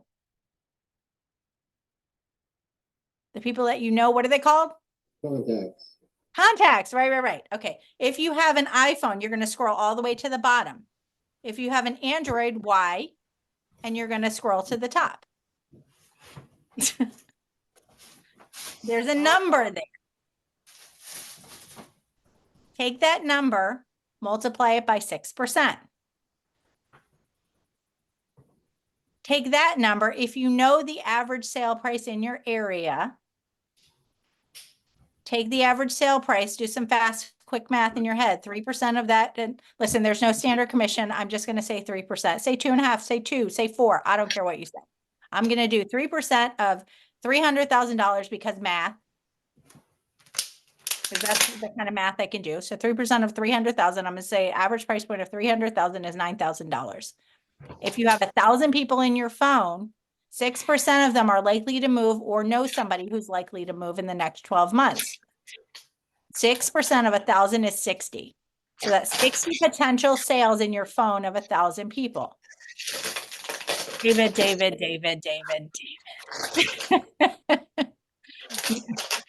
Blue bubbles. It's about the blue text bubble, David. Okay.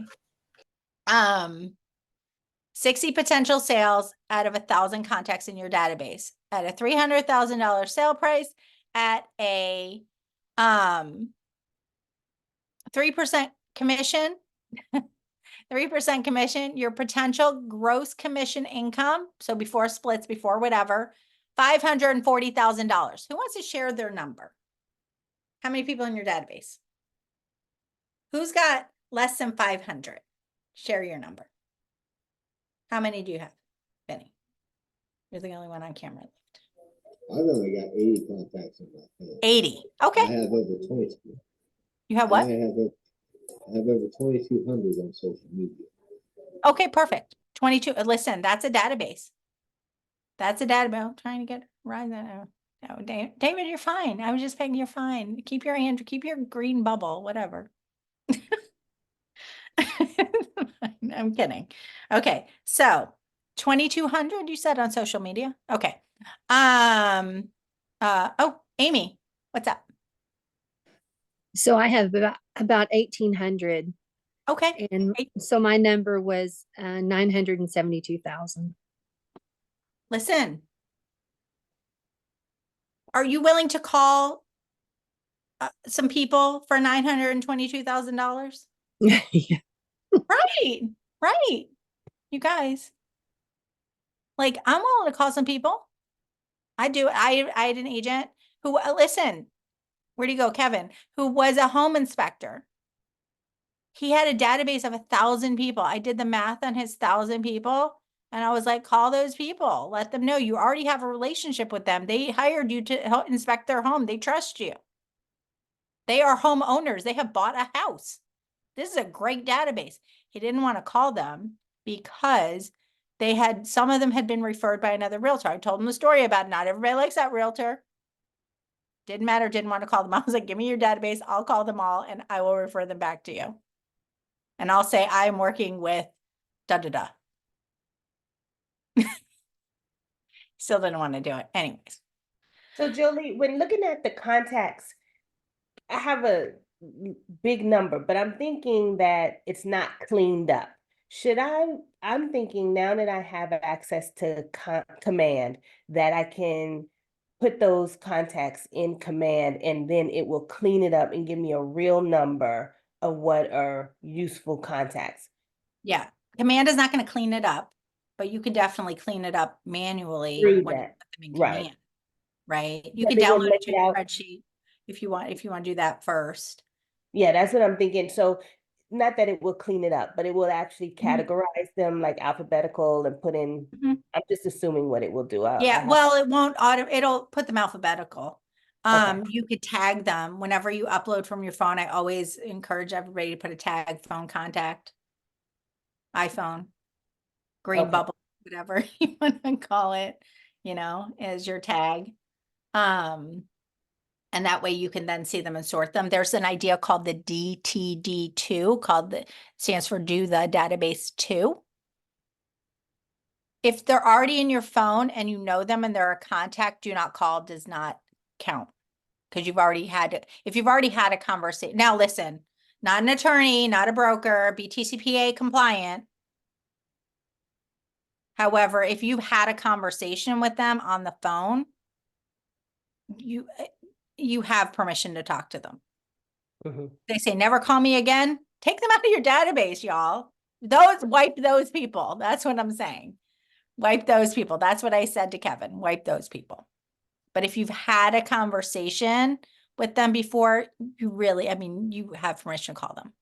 Because is it somebody that you could call about, oh my God, you had some great opportunity for them? Would you hesitate to call them? No. Yeah, No, I and would hesitate if I had the opportunity for that, but You do have an opportunity for them. yeah. Is there any website that you could check their phone number to see if they're not on the do not call registry? Google it. There are paid services that you can use. I think I found one time somebody was asking me and I'm like, I don't know. The offices, when the do not call first came out, all the offices used to have some website you could go to. I don't think people do that anymore, but I think if you Google it, you can I found someplace one time where you could enter one phone number at a time. However, if they're in your phone, that's because you've had some sort of communication with them. Right. Okay. So they're a contact. A contact, I feel like, bypasses TCPA because you've already had communication with them in some shape, probably on the phone, right? So that's why this is why our database, because we don't have to worry about the do not call list, because people that you already know, you have permission to talk to them. And again, you are sharing an opportunity. You're there to help them. It's about them, not you. There's another thing, I think it's a bold law, give first is a Keller. There's a lot, listen, there's a lot of things, sayings and words in Keller Williams letters. Y'all know the Y4C2Ts? There's a lot of that kind of stuff. But there's, in bold, there's a thing that says, give first, ask second, receive third. Give, ask, receive, in that order. Just like are we able to advertise any listing on our personal Facebook page? If it's not your listing, get permission from the listing agent and credit them. I'll send you an example, Selena. But if you're on Facebook friends with other agents that post, if they're doing it the right way, you should be able to see it. Like you would write like the description of the thing, and guess what, y'all? I just saw this 4-bedroom, 2-bath in Novi, or what'd you say, Warren, whatever, and blah blah blah. It's a great house. Tell them a little bit about it, and then say listed by Jolie Abreu, Keller Williams Home Realty. At the very end, at the bottom. Like make them click more for all that stuff. See more. But put it at the bottom. As long as you're giving them credit and you got permission. If it's my listing, share away. Give me credit, obviously, but I don't care. Share away. Okay.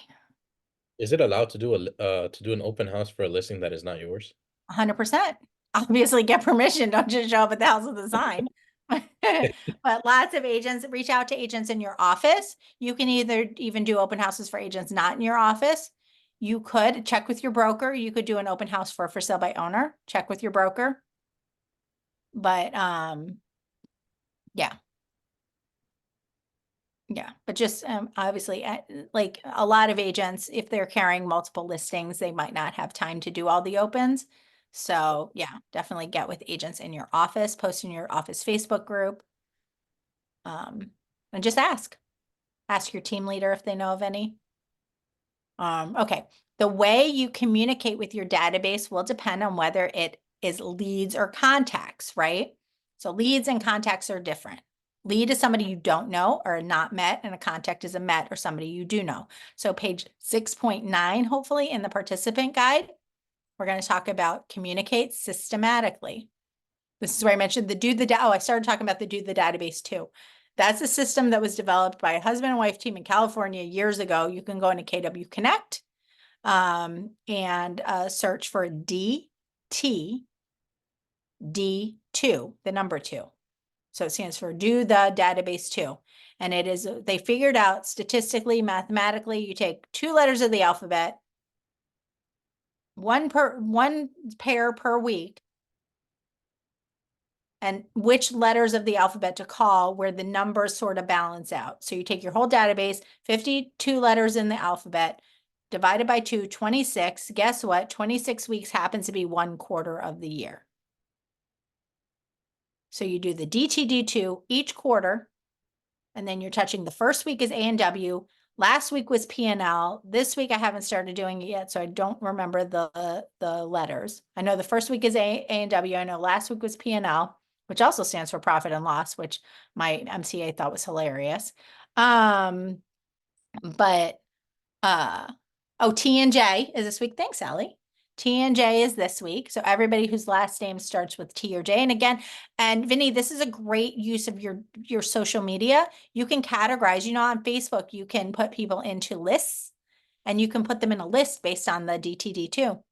And those are the people you're going to connect with, everybody whose last name starts with T or J. You can do first names, but the math doesn't always work out statistically, like for the same number of people.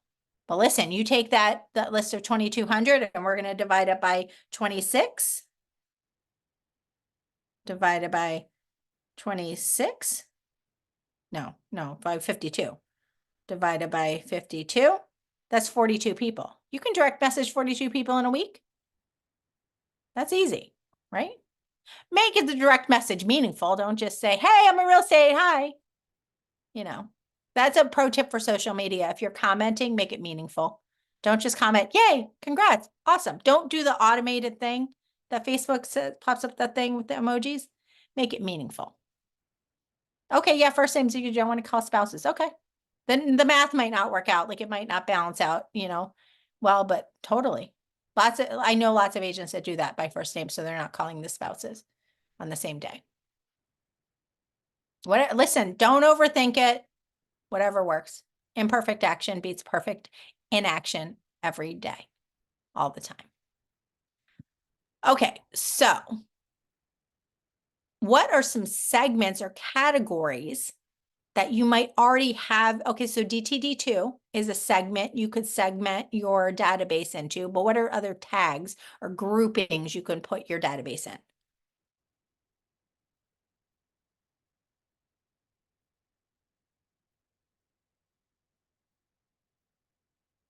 that people might have in common?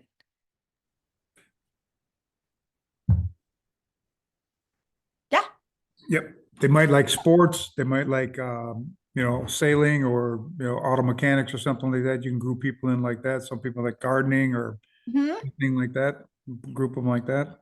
100% homeowners, renters. Listen, David, here's a social post for you. I did comment with a green heart for Android and a blue heart for iPhone. How Let's about a see Kevin what Hart? my I mean, what my content. yeah, Can I that- tell you, it was overwhelming with the green hearts. I was very disappointed in my friends list. I felt I needed to wipe my database. No, but it was super fun. It was a fun post. You categorize them that way. Whatever. Different categories that just kind of help you. Like gardening is great. So you come across some garden expo. You go to your command and filter for everybody that you tagged loves gardening. And then you're going to send them, hey, I just heard about this garden expo. That's a great, meaningful touch. Me too. Yeah, I'm going to everybody to the waiting room. See, I like working with the veterans because I'm a veteran myself, and so I try to get those groups together and classify, get those guys and gals together and work with them. 100%, 100%. And get to know your VA lenders. Right. I have an amazing VA lender. I think he does work nationwide. Amazing VA lender. Get to know your amazing VA lenders and get to know the programs, right? Like from a business end, from the mortgage side, learn the program. So that way, when you're talking, nothing makes me more annoyed when a listing agent is like, oh, we're not going to consider your VA offer because it's too difficult. It's not difficult. It's not difficult. It's really not. As long as your lender's really knowledgeable, you don't. I know this is being recorded, but don't use USAA. Just put that out there. From a VA loan. Maybe they offer other great things, but from a VA loan standpoint, That's painful. So USA is it's painful, painful. right? Local lenders all day long. And my lender, even though he works nationwide, I would consider him a local lender because he goes to bat. Tell you what, he can get a VA approved in underwriting in less than 10 days. I put in offers for my VA clients. I put in offers fully underwritten. We can close in less than 2 weeks. That's a strong offer. Get to know your VA lenders if you want to work VA. Thank you, David. Thank you. Yeah, no, so I'm telling you. Anyways, that's a niche, 100%. Yeah. Let me see if I can do this in here. Oh, see, because I have an iPhone and a MacBook, I can copy a phone number on my phone and paste it into the chat. That came from my phone. Copied it here, pasted it there. So I'm just iPhone. But what is it about VA loans? I don't know. It's just the lenders, and I think it's the lender. Honestly, Tony, it's the lender. Sometimes it's the house, but it's mostly the lender. I hate to say. We do want to make sure with our VA loans, their VA and FHA, the appraisal process, it's not an inspection. A lot of agents get confused and they call it an inspection. It's different from the private home inspection. It's an appraisal, so they're not crawling in the attic. They're not digging around in a crawl space. They're not testing things, right? They're not testing the water temperature and doing all the things a home inspector would do. However, they're looking for safety hazards. So when we are putting in an offer for VA or FHA, you want to make sure that there's no glaring safety hazards, cracked glass, chipped paint that potentially could be lead-based paint if the house was built before 1978, big cracks in the driveway, cement, big cracks in the steps if there's cement steps, broken, like siding that might be loose, bad roof. Anything that would be considered a safety hazard is going to get called out by the VA and appraiser. and it's going to be a condition on the loan.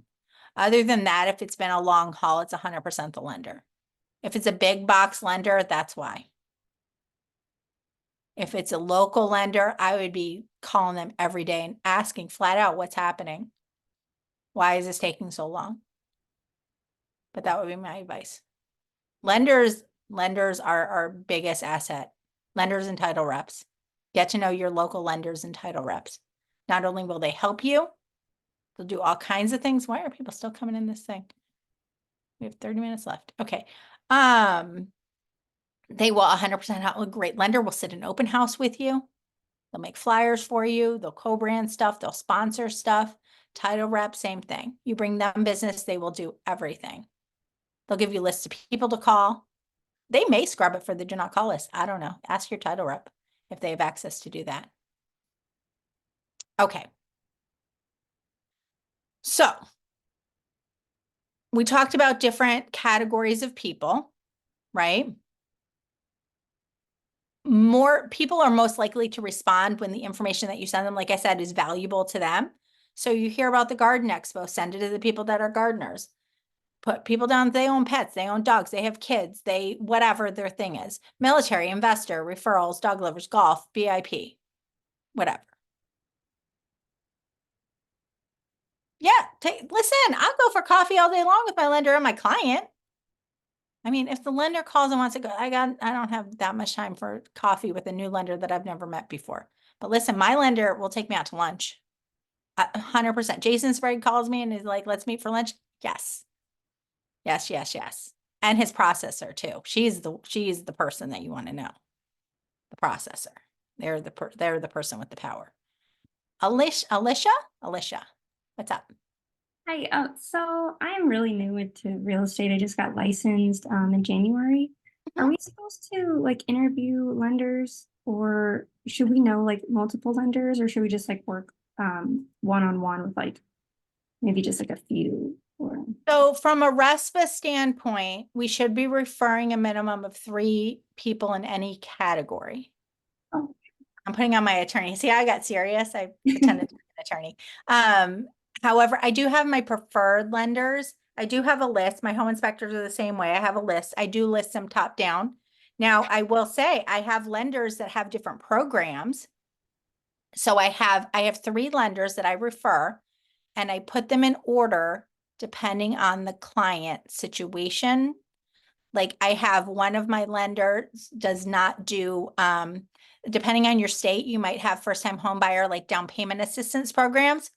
One of my lenders is not, and they only allow so many lenders at any given point to be eligible to sell that program, because if every lender had access to it, there would be no money. So they keep it really limited to what lenders can be approved to sell that program or to offer that program.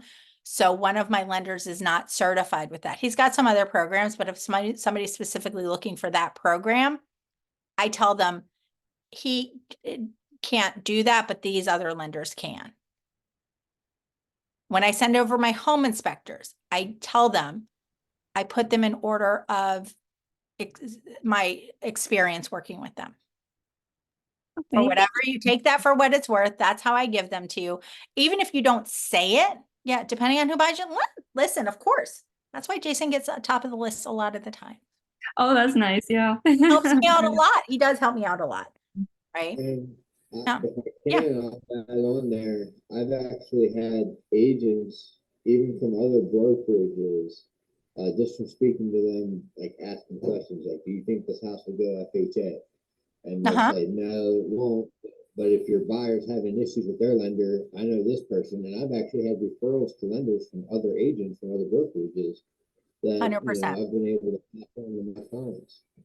100%. I have done that on listings before where I think like, the lender is like, if it's VA and they're coming at me with USAA, first of all, if it's my buyer and they're coming at me with USAA, I'd be like, let's talk to a local lender, because, I've had a lot of hiccups. So just based on personal experience, but, so let's give the local lender a shot. If I get an offer that way, I will say, do you have an approval with a local lender? If you need a local VA or FHA lender or whatever, great. Keller Home Loans has some great programs. I include them on my lender list. Chelsea, I put it in the chat, but I will text you his contact card. Success Mortgage. Okay. Thank you So- for answering that. Huh? So thank you for answering that. Yeah, of course. And if you reach out to Jason, please give him my name so he knows why all these people are calling him. And then I'll get more lunch. Oh, what's the last name? Craig, I put it in there. Oh, you did. Okay. Yeah, Success Mortgage is the name of the mortgage company. I forgot to put that in there. Anyways, no, I mean, great VA lender, really, really, really great. Okay, so the messaging really should be relevant. So we already talked about that. So golf, review golf, investor, market stats, dog lovers, right? We talked about that. I don't need to go in more about that. Communicate with value. Okay, so here's interesting. So we call it 19 to connect, 1 to cement, and 36 to convert. And that is directly out of the Millionaire Real Estate Agent book. So leads. There was a Harvard Business Journal study years ago that found, this is across industry, in order to connect with a cold lead, it takes between 7 and 9 touches on average. That's a lot. Did you know that after the first connect attempt, 75 of the agents drop out? 75% of agents drop out after one attempt to connect. By the time you're at the 7th touch, you're in the top 1%.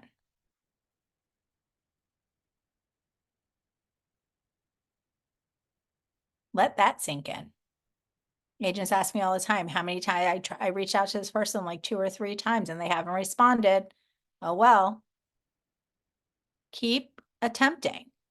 Even if it's gone beyond 7, there's a graphic. I wish I had it to show you. There's a graphic of a guy. I think it might be in the one thing. I don't know. There's a graphic of a guy digging like through or digging through like a mountain or something like that. And he's digging. He's got his little like pitchfork there, pitch axe. What's it called? The pitch axe. Has this thing. Yeah, I know, Ellie. I know. I was shocked too when I heard this, but it's true. Every time it's true. I swear to God, so many contacts don't happen until the 7th touch. It's the weirdest thing, but I don't know. But this guy's pickaxing through the mountain, and you see it's like a pencil drawing, and so you see the gold that he's digging for, and you see him, and his pitchfork is like this far away, and this is when he's turning around and giving up, and he's that close.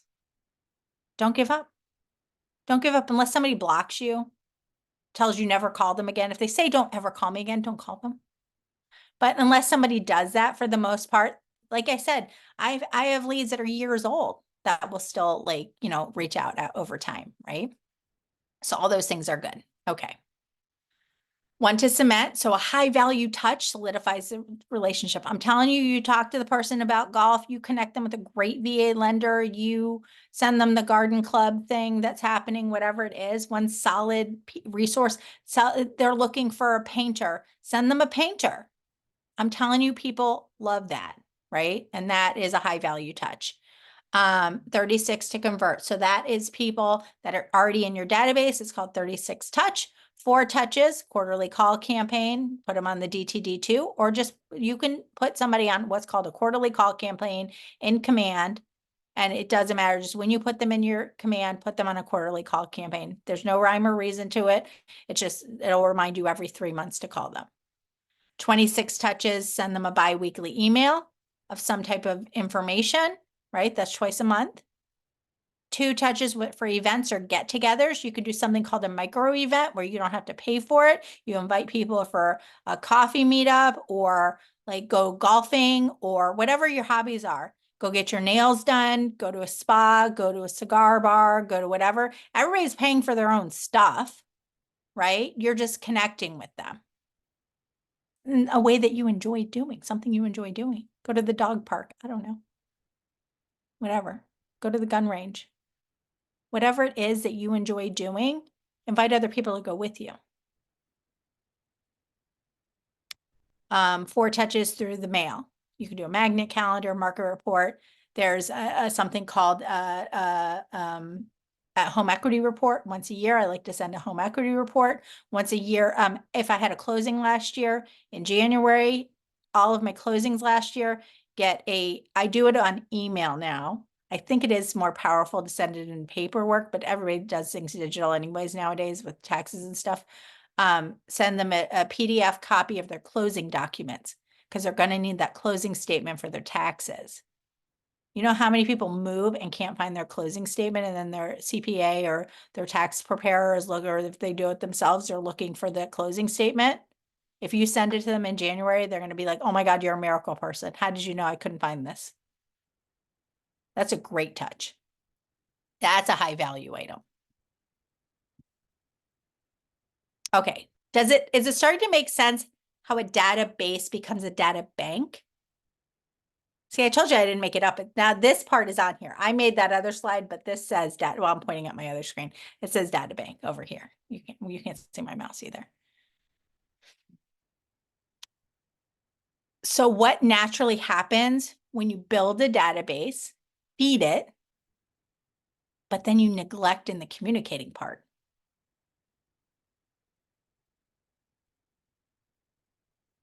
You lose out on opportunities. You They're gonna lose hire out on somebody. opportunities. You basically wasted your time. Yep. Right?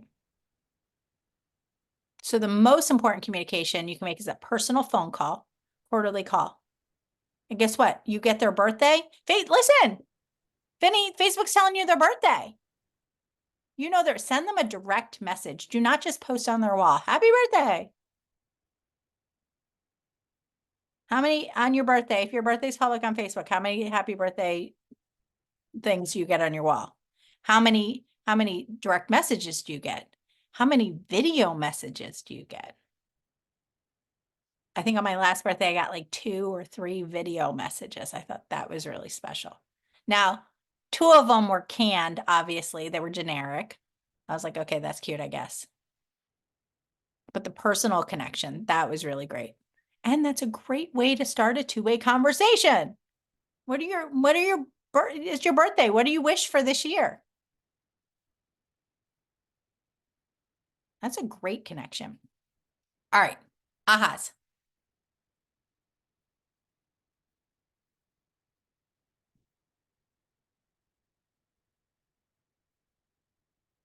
Increase my comments to people. Yes. Feed the algorithm. Feed the database. I have noticed the more I comment them, so, I have all those contacts, I usually just read their status and never comment. Well, I've noticed the more I comment, the more that person shows up on my news feed. And I'm noticing the more they're responding to my posts. So it kind of puts me on their page more as well. Yeah. It's true. It's true. If you, it's called the 555, you comment, like, and then post within 5 minutes. Algorithm loves that. Okay, so we're going to talk about servicing our database. So your job is to build a community and serve the community. Give, ask, receive. So, law number 4, service all leads. Plan for a lead follow-up program to leverage every opportunity. So when you get a lead, you got to follow up. 7 to 9 touches. Right? You have to know the source. Keep track of the sources. I promise you'll find that a lot of them are sphere of influence. If you find a lot of them are something else, listen, double down, triple down on that. If you're doing expires at a high level for sale by owners, your veteran clients, whatever it is at a high level, keep track of where those leads come from. Track the relationships. Reward referrals. Now, we cannot pay a referral fee upon closing to a non-licensed person. However, we can reward the behavior, not the outcome. What do I mean by that is somebody sends you a referral. You can send them a $5 Starbucks card as a thank you. There's lots of companies out there you can send brownies, send out cards. Oh shoot, what's the other one that I can't think of? Send them a little gift in the mail, right? You can send a Starbucks gift card on text. You don't even have to mail it. Right? Coffee on me. Thanks so much for sending me that referral. Reward the behavior, not the outcome. Doesn't matter if they close. Thank you so much for the referral. Command makes it super easy to, gift cards. Well, $100, you can send whatever you want. Listen, where do you live? No, but I'm also a realtor, so I can get the referral fee also. But I'm just saying, I mean, I guess it depends on where you live and the price point of the houses that you're selling. I wouldn't sell $100 gift card for a referral. I mean, I like to send a $5 gift card, $20, $25, Starbucks gift card or something like that. I like to keep it under like $20. You can, if you have a list of VIPs, people that refer you to multiple people, you can start a Facebook group with your VIPs. And you could do contests for your VIPs that are exclusive. Do a giveaway just for them. That's where your $100 gift card comes in, right? Just for your VIPs. And how do you get on the VIP list? You have to refer me to whatever rules you make. 5 people in 1 year. Then you get on the VIP list. And once a year, I do a VIP list for a $250 gift card for the hardest restaurant to get into. Right? Or whatever. Okay, so Command's going to make it really easy to service the people in your database with whatever your need is. So you can add more to the contact record, update your tasks, put them on different smart plans. Again, get help. Go to this thing, answers.kw.com, search Ignite Reference Guide, contact with your Market Center tech trainer. Tons and tons and tons of resources. And again, I know you guys are drinking through the fire hose, bite size, bite size, bite size. Whenever I attend a training or any sort of mastermind or whatever, I try to go into it thinking, okay, what's one thing I'm going to pull out and implement? Now with Ignite, you're getting 20 sessions of one things that you're going to implement. So it's a lot, I would say, and again, biased because I'm teaching the database class, but database should be the one thing that you're communicating with out of Ignite. All right, ahas, takeaways.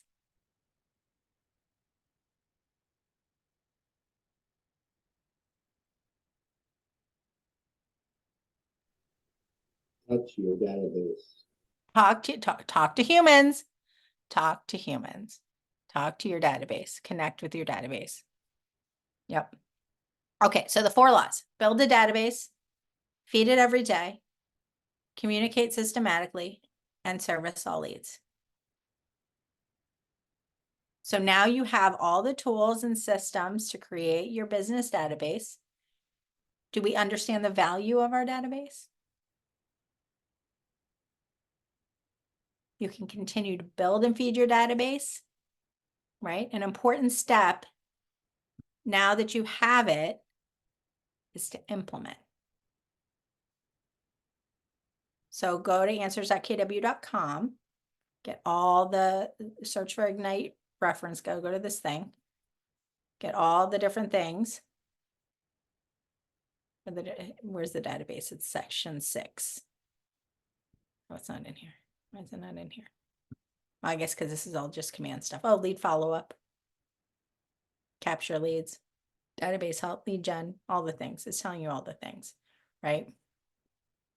So get the help, feed your database, service your database, communicate and service, right? Give, ask, receive. I had something else I was going to say and now I forgot. I'm on the East Coast. It's 8 o'clock, almost. I'm getting tired. I'm getting loopy. Okay. Trust your database. Follow the 4 laws. Don't quit too soon. How long did Chelsea say it took her to really get that mind share? 6 to 12 months. Don't give up on it. This is, y'all, okay, I know everybody wants to have a closing next week and yay for a closing. Go find a cash buyer, go find an investment special and find a cash buyer and have a closing next week. You can 100% do that. But also this is generally speaking a 90-day business. It takes on average about 3 months before when you meet an active buyer or seller to when you get paid. You meet a buyer, you got to search for the house, you got to write the offers, you got to write another offer, you got to do a home inspection, and you got to write another offer, whatever. It takes about 90 days, right? The loan process is about 30 days. Great lender can close them in 9 days, but people still have to move. So whatever. But you meet a seller, they have some prep work they have to do. I have a listing coming to market, and I think I had my first conversation with them probably a month ago. It's going to go on the market at the end of this month, and I'll probably close in April. So that's about 3 months, right? So that's about the life cycle when you meet a ready, willing, and able buyer or seller. But again, it takes time to build the database. Selena has a question regarding payment of referrals. You have an amazing contact. What for what? Like a realtor? So, okay, so our sons play basketball together. She came to me and she said, I had told her I had got my license. She is a trust and estate advisor. And she said that she's going to add me to her database after I've had a little bit more experience, because the homes that she refers out to realtors are multi-million-dollar homes. Selena, you have a team with experience in selling $10 million homes. Okay, I get it.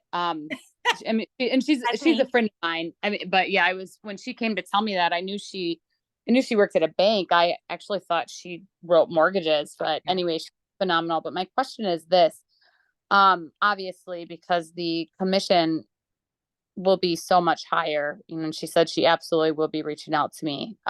You can't pay her a referral fee. She's not a licensed real Yeah. estate. So what is there so obviously I don't want to break the law, but then I also want to reward the behavior, not the outcome. Right. Send her a thank you gift, whatever. Like there's where your $100 right. gift card comes into play. Is there a limit on I mean, because if I'm making $35,000 off, you know what I'm saying? Like, I just don't want to. You can only write off a $25 gift on your taxes. However, you can gift whatever you want to gift. Okay. because I don't want to. So that's and our kids are friends, so I could. The law says, as far as the IRS is concerned, you can only write off a $25 gift. Oh, however, okay. You give whatever you want to give. Okay. You can't write it off. Now, if it's branded to you, if you're giving them like a Cutco knife or something that's got your branding on it, that's a marketing expense. So you can write off. Right. Okay. I love that. Now Thank you you for know. that. Oh my gosh. Unconscious incompetence, Vinny. See, now you're consciously competent. I how it all full circle. So even when you gift to your clients, you know, say you can only write off up to $25 of it when you gift them. Oh, okay, that's interesting. What a great idea. I love that. But you give whatever you want to give. It's a federal law, Ellie. IRS is the federal government. It's every state. Utah is still the United States, I think, right? Who knows? Who knows? These 2024. We don't know. We don't know who's still participating. That's funny, Jolie. We don't know. Listen, I'm from Florida, y'all. So we don't know. But anyway, sorry about that. I know. We don't know. Anyways.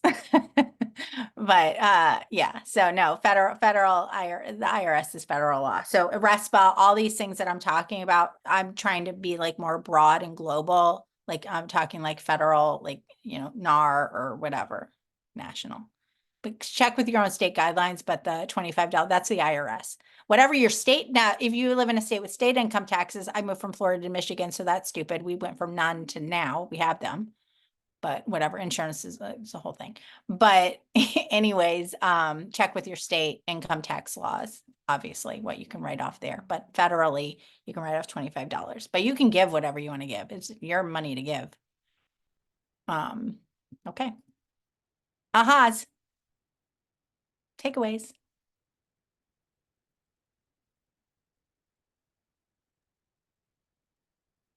So if you hand out like gift cards for referrals and they're say $20 cards each, but you give away 10 that year, can you write off all 10?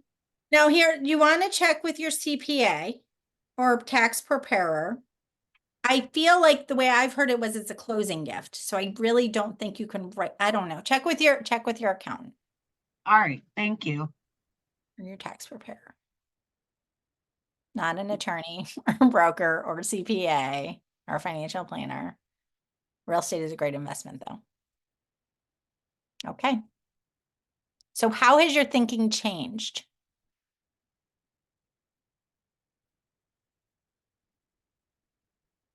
Well, now I think I'm really excited about contacting people because contacts mean money.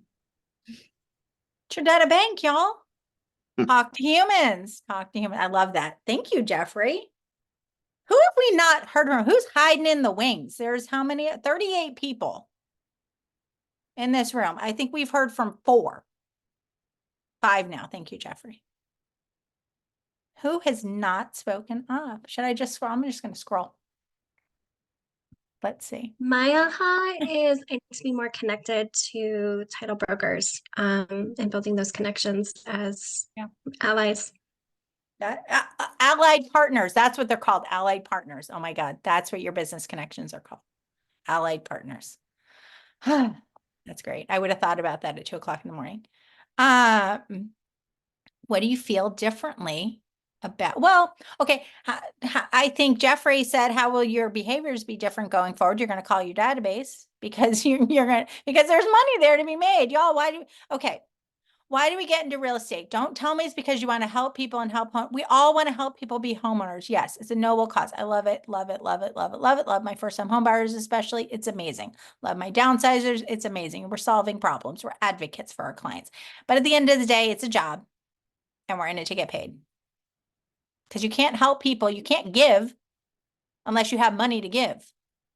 Right? So there you go. Okay, what tools, models, or systems will you use and how will they make you accountable? Last question. Okay, I'll chime in. I've been in this chat and so I'm Ellie. I use the command. I just started. I've got my D2 set up. And so I've just started reaching out, sending text messages, making phone calls, and that's all you need to do. Just start having conversations. And I know that with all my clients, all my customers, I've got a lot of contacts. So it's just a numbers game. So just play it. 100%. I love that. I love that. Love that. Love that. It is. It's just a numbers game. That's it. The more people you talk to, the more people you connect with, the more business you will get. The more lives you will change. What is our belief system or our thing is careers worth having, businesses worth owning, lives worth living, legacies worth leaving.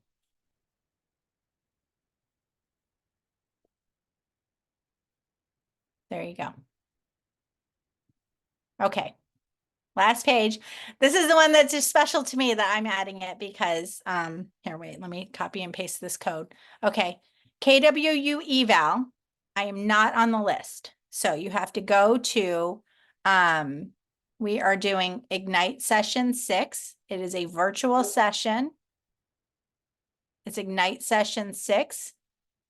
And you type in my name. So I'm going to type it in the chat so you can spell it. Jolie like Angelina, Abreu like Bobby Abreu for those that follow baseball from years ago. And this is what it is. Your region, you put in whatever your region is. If you don't know your region, I don't know. We're MINO.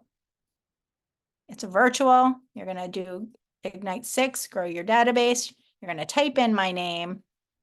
And then you're going to leave 5-star reviews because this is what we talk about. 5-star, 5-star database, 5-star, whatever. Vendor list. Anyways, I appreciate it, y'all. What are we going to do? Who knows what we're going to do now? Well, not because it's 8 o'clock at night on the East Coast, but if you're on the West Coast, it's 7. What time is it? 5? What are we going to do? Starts with talk. Chelsea. What are we going to do? Talk to humans. Talk to humans. Thank you all so much. I do appreciate you sticking with me to 8:05, 5 minutes. Jolie, it's not letting us type in your name.